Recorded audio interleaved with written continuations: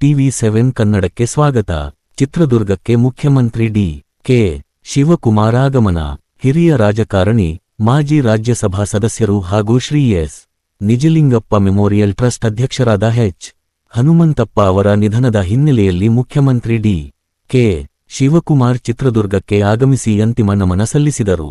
ಹೃದಯಾಘಾತದಿಂದ ನಿಧನ ಹೊಂದಿದ್ದ ಎಚ್. ಹನುಮಂತಪ್ಪ ಅವರ ಅಂತ್ಯಕ್ರಿಯೆ ಸಕಲ ಸರ್ಕಾರಿ ಗೌರವಗಳೊಂದಿಗೆ ನೆರವೇರಿತು.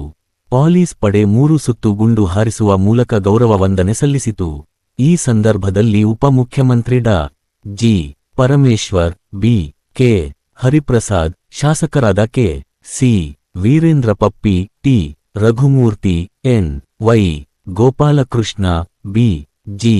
ಗೋವಿಂದಪ್ಪ, ದ್ರಾಕ್ಷಿರಸ ನಿಗಮ ಮಂಡಳಿ ಅಧ್ಯಕ್ಷ ಡಾ. ಬಿ. ಯೋಗೇಶ್ ಬಾಬು, ಹಾಸ್ಯ ನಟ ಸಾಧು ಕೋಕಿಲ ಸೇರಿದಂತೆ ಹಲವು ಗಣ್ಯರು ಉಪಸ್ಥಿತರಿದ್ದು ಎಚ್. ಹನುಮಂತಪ್ಪ ಅವರಿಗೆ ಅಂತಿಮ ಗೌರವ ಸಲ್ಲಿಸಿದರು. ಮೌನೇಶ್ ಆಚಾರ್, TV7 ಕನ್ನಡ, ಚಳ್ಳಕೆರೆ.